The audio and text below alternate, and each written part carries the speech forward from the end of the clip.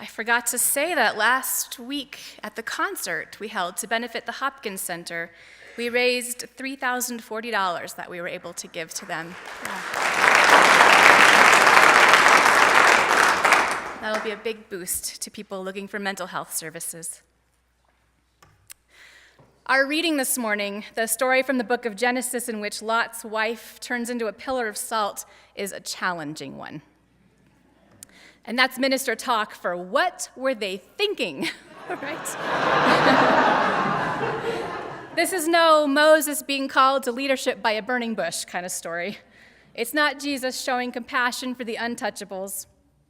It's not the Buddha being born in female form as the goddess Kuan Yin to give boundless love and comfort to the world with her 1,000 hands, each of which has an eye on it, to better see each person for whom she cares. This is not one of those stories. This is a story in which two angels are almost violently attacked, and a man tries to send two young girls in their place. And God, who, if we're telling stories, can do absolutely anything, the God in this story responds by destroying several entire cities nearby, and that one. We only know the girl's mother as Lot's wife, because women don't get names as often as men do in these ancient scriptures. Lot's wife turns into a pillar of salt. And this is, of course, the same story of Sodom and Gomorrah that has been used to justify and incite violence against gay people, based on the notion that in the full text, the violent men in the crowd want to sexually assault the male angels. So yeah, it's challenging, right? Feminist theologians have called Bible stories like this texts of terror. Like others, this one has been used to inflict some trauma. And yet, in doing so, rather than bringing forward wisdom from our ancestors, humans have reenacted the kind of trauma that this story is about. Lot and his family are isolated. They are outsiders who have moved to Sodom and are not quite accepted. There's a constant threat of violence. Lot knows it.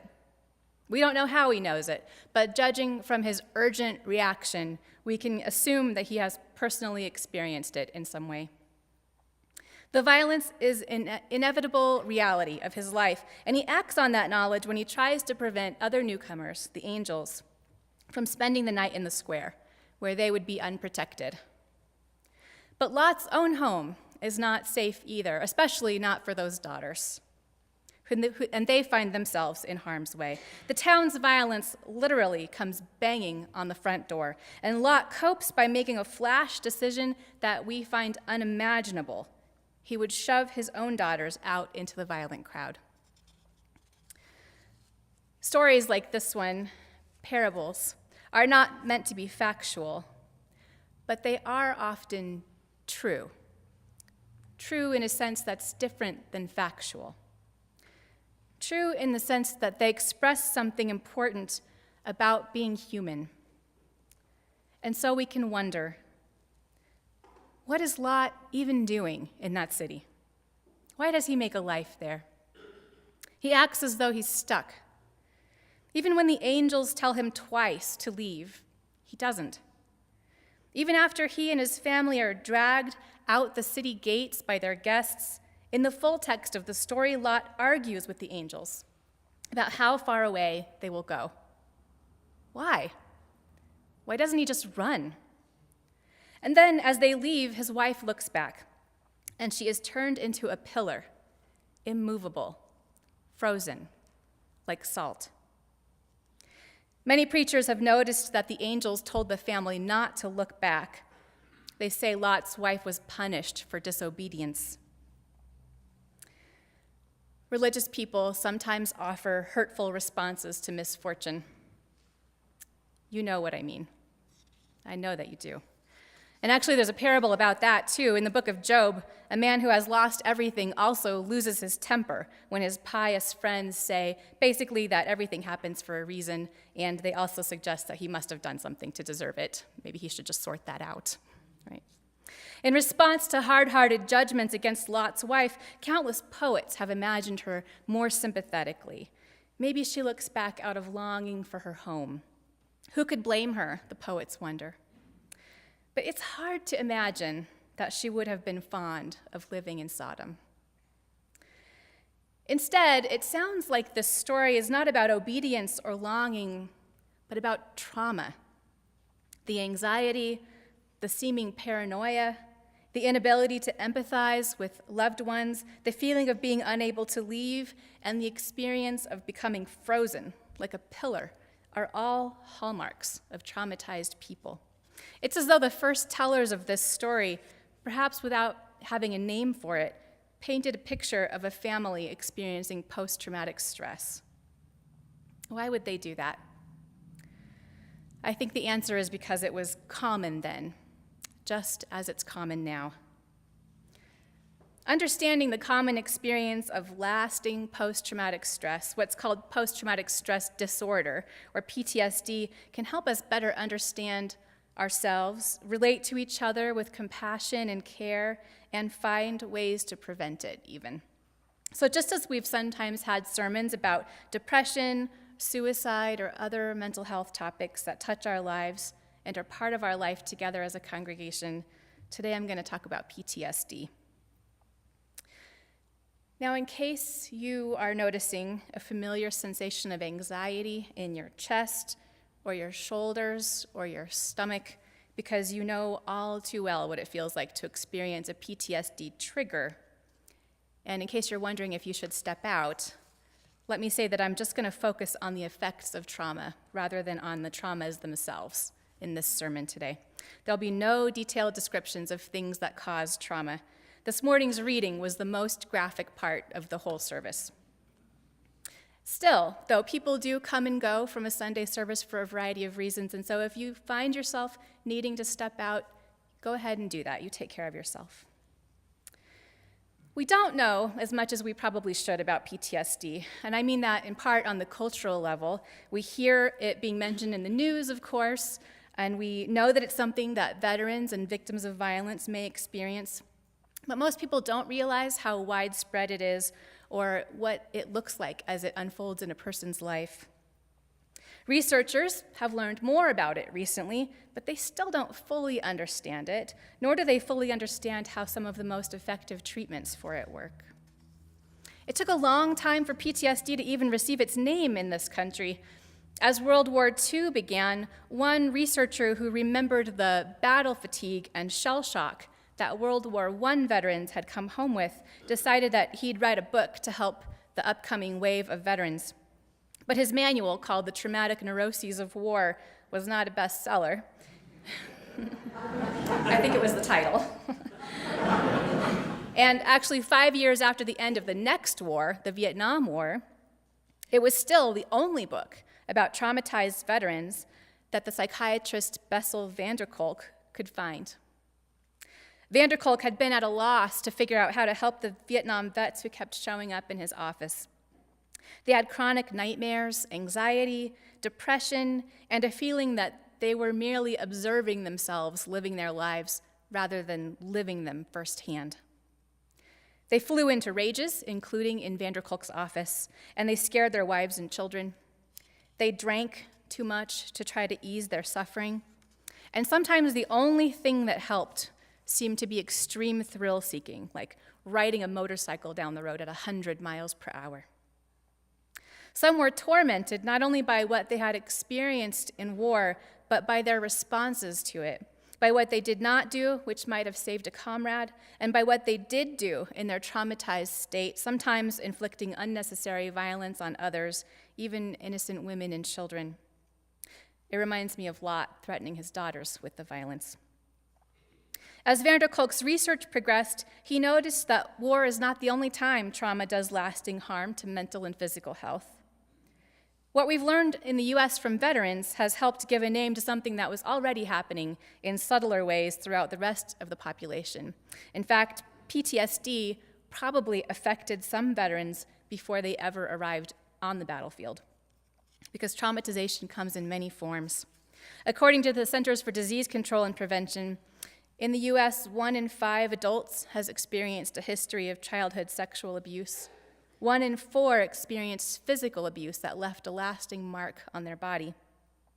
And 1 in 8 observed their mother being physically attacked. About 1 in 20 new mothers develops PTSD from childbirth experiences, a higher rate than other developed countries and one that coincides with our higher rate of maternal injury and mortality. And then there are natural disasters and accidents and other traumatic experiences. About 3.6% of men and about 9.7% of women will experience PTSD in their lifetimes. For some people, it lasts just for a limited time, and for others, it's lifelong. It can be running in the background with only occasional flare-ups, or it can become totally disabling. So chances are good that you know somebody who experienced it, and every day we certainly interact with people who are living with it. There are a few things I hope you'll take away today. One, that PTSD is not a condition made up of thoughts. It's actually quite physiological. 2, that it can be treated, and in many cases it can be healed. 3, that it can often be prevented. And 4, that our church has a role in healing and prevention. First, a little bit about that physiology. During a traumatic experience, our brain goes into survival mode, of course.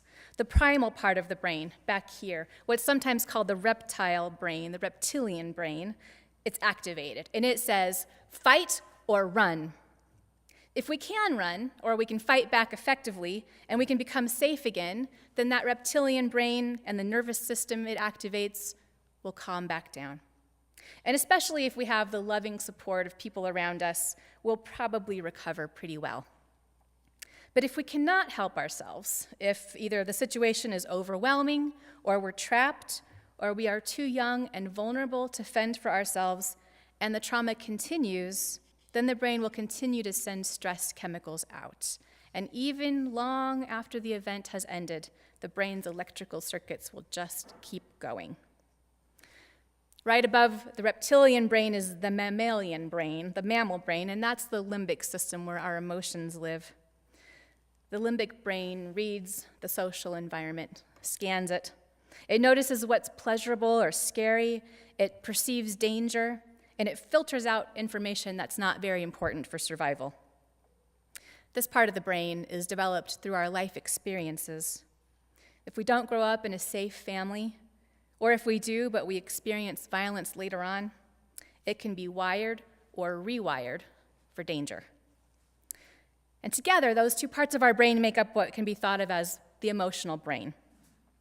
When that emotional brain is wired for danger, as happens in post-traumatic stress, that becomes the brain's main focus.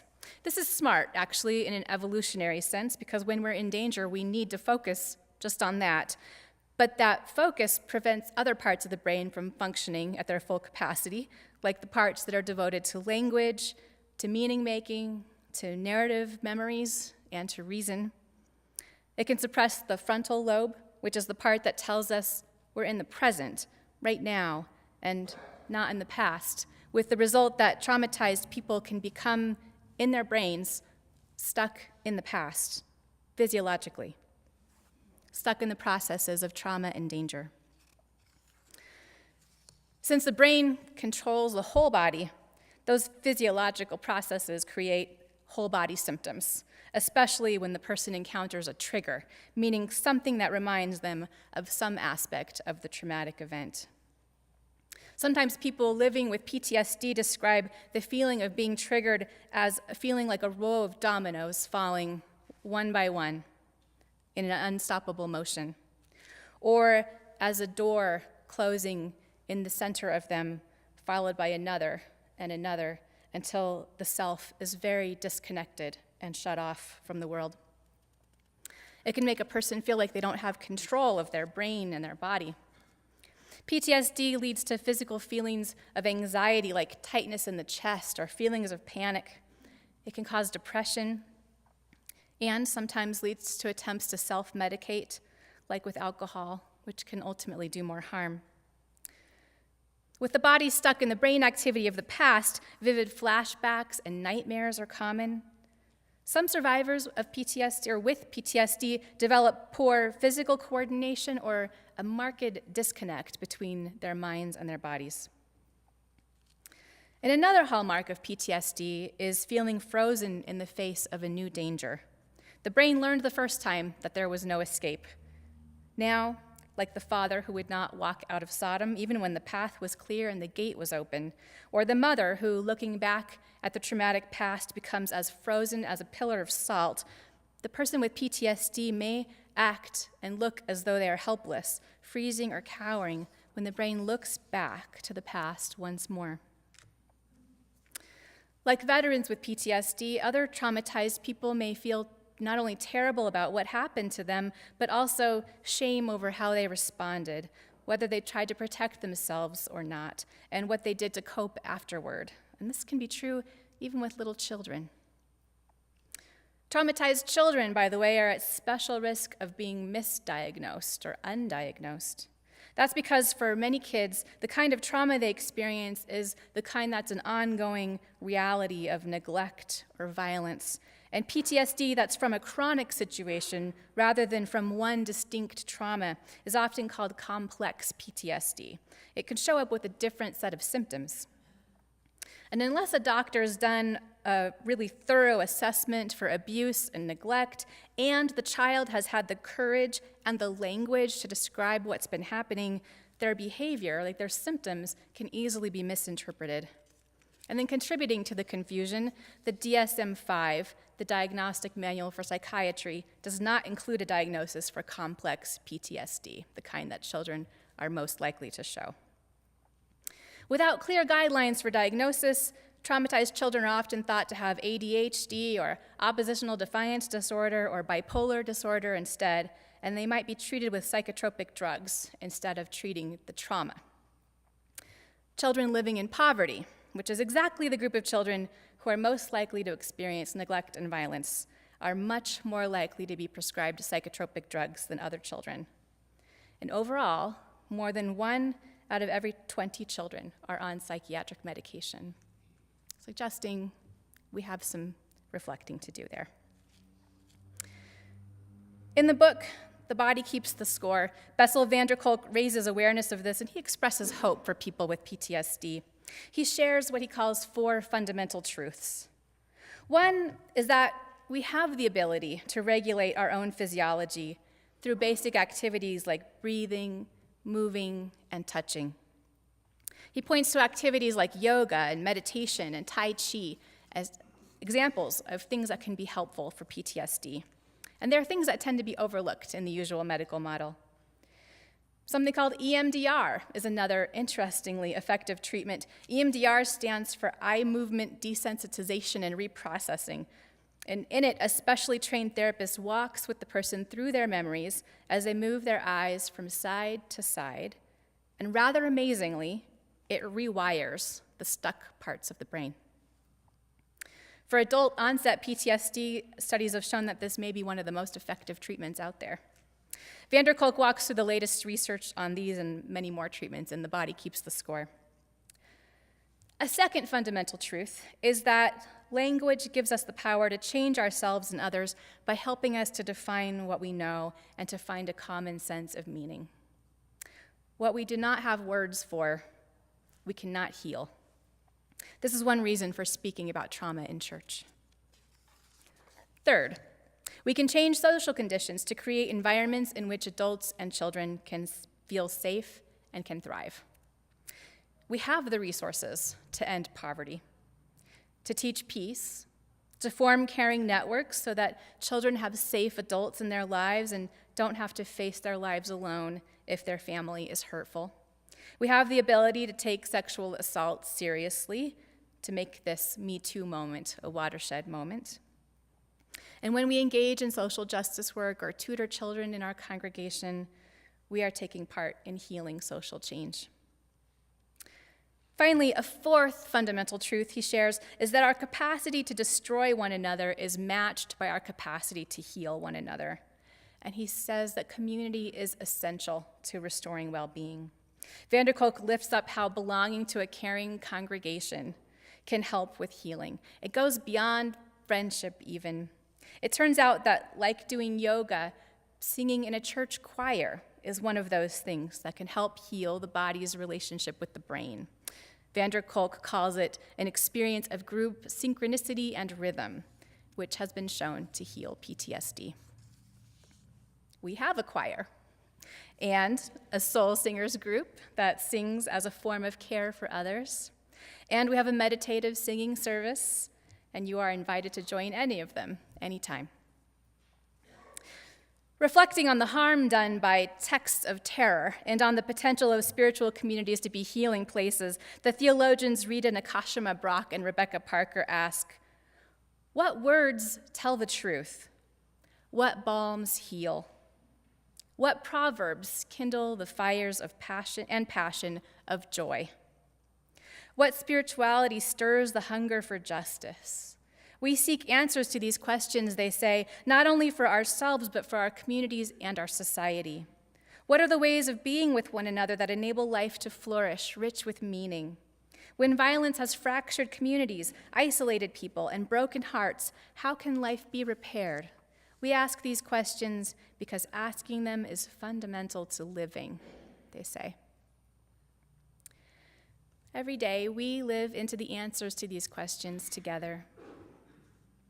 And I'm remembering now that image of Kuan Yin that I started with all those 1,000 hands, the female incarnation of the Buddha, the enlightened being who gives boundless love and comfort. You know, there are more than 1,000 members and friends of this congregation. And we've been working to expand our ability to give comfort and care together. We've been preparing to strengthen our pastoral care program, and now we are ready to do it. So before we close today, Kristen Satterley is going to tell you a little bit about what's going on and how you can get involved. Kristen has been chairing the team that's leading the way.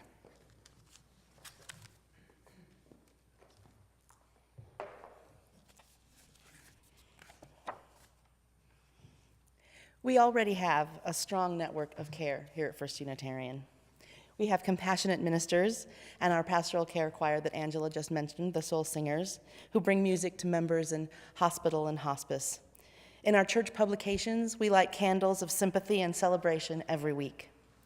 We have a card ministry. Many of you may have received a card from the church, probably signed by Billy Lindsay, who's been spearheading that almost single-handedly for years. The largest part of our network of love and care, though, is and will always be us, you and me, and all the members of this congregation. Especially when we gather in small groups, of which we have many kinds, covenant groups, extended families, religious education, committees and teams, classes and choir and young adults and yoga, and far too many more to name now. When we gather like that, we get to know each other. And then, when we learn that someone in our group needs help, we work together to make sure they get it. Members of our congregation make meals for each other, call and text each other, visit one another in hospitals and rehab facilities, sometimes even set up schedules in urgent situations to make sure a friend gets help every day. And it's beautiful to see. But it's a little bit under the radar. If you haven't been involved with one of these ad hoc care teams, you may not even know they exist. As we grow, and we do keep growing, again, as Angela mentioned, we have about 850 official members now and hundreds more, uncounted more, who are part of our community but not in the membership book. That net of care stretches, and the holes get bigger, and more of our friends can fall right through. So, it's time to weave a bigger net. It's time to build on the caring network we already have, that this congregation has built together for decades. We are ready to cast our net wider and to bring every one of us in. We'll keep doing all the beautiful things we're already doing and put new pieces into place to make our culture of abundant care and love more visible, more organized, more complete. Today is the official launch day of our new care team, caring visitors, representatives of our congregation's caring network who will be there for you in times of need and celebration. If you have a new baby or a broken hip, a lost loved one, or another significant life change like a divorce, a job transition, an empty nest, we'll be there to visit you, to say congratulations, to pick up a prescription, to just listen with caring and respect, to let you know that your church cares about you. How can you connect with this caring network? Well, the sharp-eyed among us may have already noticed a change in the seat back pockets. We have new pew cards, as well as new cards in the candle corner. Did you know that back there we have a corner where we encourage you to light candles of celebration and care and prayer? And both of those cards have an option to connect you to the Caring Network. You can also email caring@uuabq.org anytime. And you don't need to memorize that. It's in the inside of your order of service. Or you can also call the office, and a member of the caring team will get in touch. You can connect on the supply side today as well. We're planning 2 more teams: the caring cooks, who will cook here in the church and stock a freezer with healthy meals to give to our friends in need and celebration, and the friendship ministry, who will offer regular friendly contact to members of our community who can't make it to church. There will be a Caring Network table in the social hall during coffee hour where you can sign up for either of those teams, and we would love to have you. The folks at that table will also be accepting donations for the Minister's Discretionary Fund, a pool of money that can be used for emergency aid to members of our congregation. You can also sign up there if you have medical equipment you're willing to loan to members with a temporary need. We want you to know that the Caring Network is all of us, and you are an important part of it. You can call on it whenever you need to, and you can expand it just by paying attention, by offering your care and love when you see a need. It may take a little time for us independent-minded UUs to learn to use this expanded Caring Network, so please also remind people that they can contact us or ask them if it would be okay for you to give their name to the care team. So going forward, let us all, as our closing hymn says, help each other to heal the hurts of life and be sustained by love. Please rise as you are able and join us in that song, number 124 in your gray hymnal, Be That Guide.